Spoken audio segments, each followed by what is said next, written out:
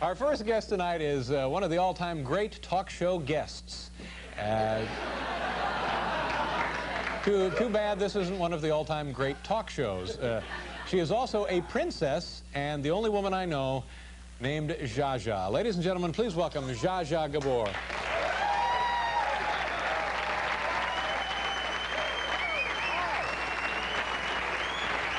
Nice to see you again. Thank you very much. Oh, my. Of course, you remember Paul.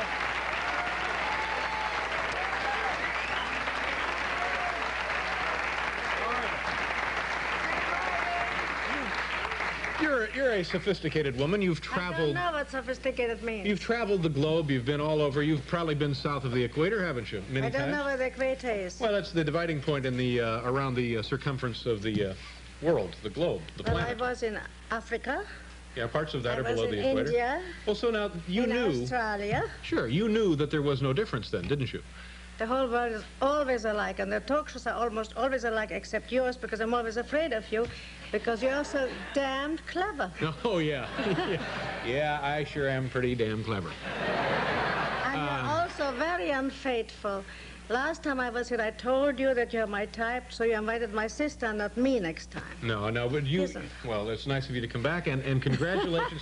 When were you married? Was it about a year ago? Only 6 months ago. 6 months ago. And you're now, is this true? You're actually a princess? Uh-huh. Yeah? And a duchess. And a duchess. Now, which comes first? I don't know. The prince, I don't know. I really don't give a damn about that.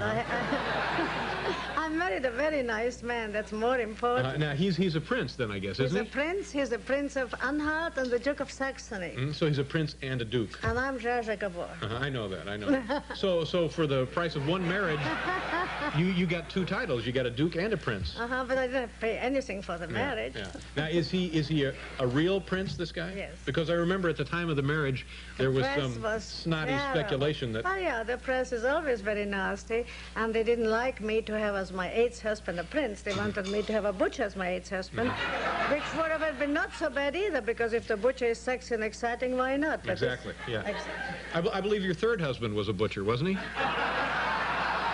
third husband was George Sanders. No, he was not a butcher. Now that brings up, that's an interesting point. Now, you've married 8 times. Well, because you see, I'm very impatient. Other women go to bed with a man, and I marry them because I think it's much more honest to be married first before you go to bed with a man. Now, wait a minute here. Wait a minute. Yeah. You don't expect me to believe that you've only been to bed with 8 men in your life.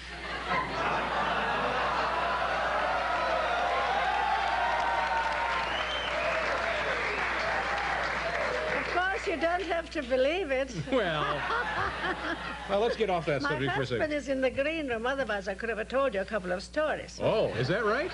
Yeah. Now, but seriously, would you ever have married a man who was not a world-famous figure, a prince, a duke, a hotel magnate, an actor, on and on? Would or you? An ambassador. Or a Texas oil man. Or a very rich New York man? No. There's no bigger aphrodisiac than power, you know. You enjoy that. That's a real jolt for you, huh? But actually, those type of men always ask me to marry them because another simple, nice, all-American man is afraid of me, and I don't know why. Might be intimidated by you.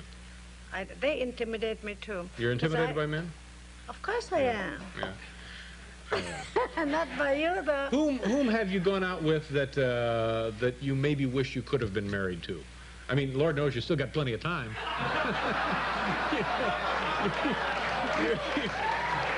You haven't even hit a dozen yet. So. As a matter of fact, this is just the beginning, isn't it? Yeah. You went out with you dated Henry Kissinger, is that correct? Yes, but I didn't want to marry him. He was wonderful and sweet, but... How long did you date him? He didn't, well, Mr. Nixon, who I adore and love, before you all boo, I think is wonderful. Mr. Nixon wanted me to marry Henry, and he sort of fixed up Henry and me all the time. We went out 2, 3, 4 months, and Henry is a sweet angel, but not for me to be married. Now, what kind, now, help us with this. What kind of a date was that, you and Henry Kissinger? What was the first date like? The first date was, you won't believe it, in the White House. Nixon, the president, sat me next to a little bespectacled man of his glasses, I say, and a very handsome German prince. And after 10 minutes, this man with the glasses was so interesting and so wonderful that I never looked at the prince anymore, only talked to this man whose name later turned, I didn't know who the hell he was. And Mr. Nixon asked me, how did you like Henry Kissinger? Yeah. I said, I didn't know who Henry Kissinger is. He says, you sat next to him the whole evening, you talked to him. Right. Henry is brilliant. Yeah. He knows everything, and that's why I didn't want to marry him. Who wants to marry a man who knows everything? That's dangerous. But what would you do on a just like Henry would call you from the office and say, I had a horrible day, I don't know, where would you? When Henry came to California, or when I was in Boston, but I'm an actress, in case you don't know, I'm not just marrying, I'm a good actress. When I'm in Boston, for example, he used to fly there and take me out. When in Los Angeles, he took me out. In New York, Mr. Nixon once gave a party at 21 when he was a 21, but did you do any other things besides going to 21 and hanging out at the White House? You didn't go out for a big sloppy pizza? I never slept with Mr. Kissinger, if you want to know that. No, that's certainly your business, and it's beyond me to pry into that Pizza? sort of thing. No, we had one wonderful thing happen to us. He brought me home from a restaurant in Los Angeles, and he tried to kiss me goodnight. And just as he tried to kiss me, a beeper went on, which he had right here. And the beeper said, Henry, come back immediately, I need you. That was the President of the United States, so he screwed up that one kiss. You know, and I think that's about all he screwed up. Unless it was, I think it was. That was. We have to do a commercial, Zsa Zsa, and then we'll come back. You can stick around, can't you? Okay. Yeah, okay. We'll be right back.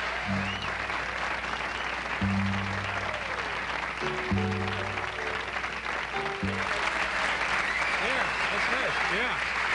Welcome back. We're here with Zsa Zsa Gabor, and you recently celebrated a birthday. Happy birthday. Thank you. You know, me and President Reagan has the same birthday, February the 6th, and I'm the only Hungarian refugee who got telegrams from 2 American presidents, Mr. Nixon, to come back to him again, and Mr. Reagan. Well, Isn't that wonderful? That's very nice, yes. Can we talk about horses now?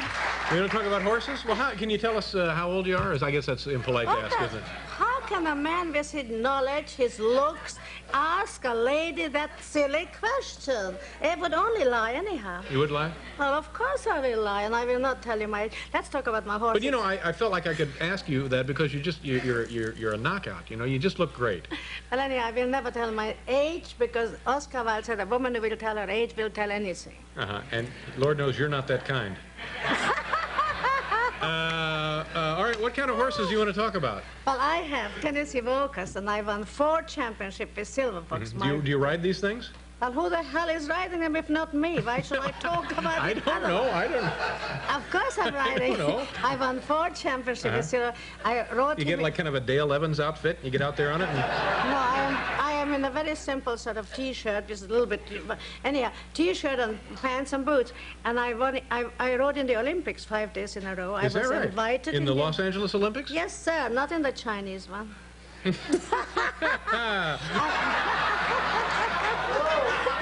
So this is more than just a... You're very serious about this. You're an accomplished... Very serious. Yeah. I am very serious about my horseback riding. I opened the International Horse Show in Washington. They flew in my horse. They paid $5,000 for Silver Fox to fly on an aeroplane. Is that hard on a horse to actually load them onto the airplane and then fly? It's much better than having them loaded in a van. I lost one of my horses 2 years ago in Houston with loading. They get, God forbid, pneumonia. Oh, is that right? Silver Fox is, I love him more than anything except my husband and my child. And my mother, God forbid, and my sisters. Wait a minute, this list is getting longer and longer here. I love that horse with the Snow White. Is a world undefeated grand champion, Tennessee Walker. These things are expensive, aren't they?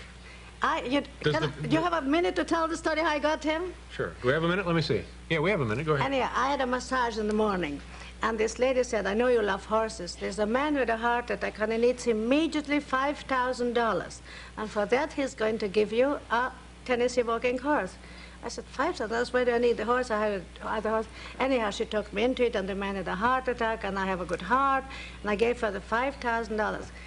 Next day, my stable boy calls up from the stable. He says, Miss Gabor, do you know what you bought? I said, I don't know what I bought. He says, you bought Silver Fox, the world undefeated grand champion, is worth $500,000. Wow. I say, I paid for him $5,000. He says, we'll pay Not only that, he became my love, my best friend, and we've been all the shows.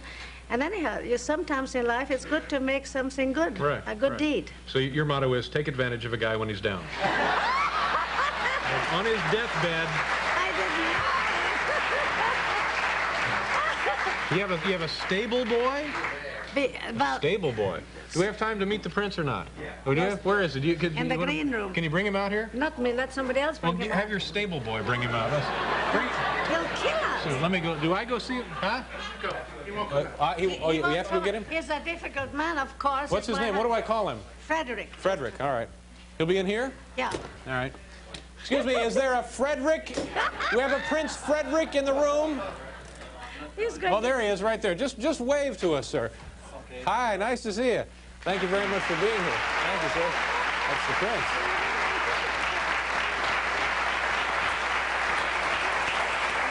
He didn't want to go. Yeah, if he's a prince, I'm Ed Koch. Okay. Now, that's a joke. I'm pointing it here.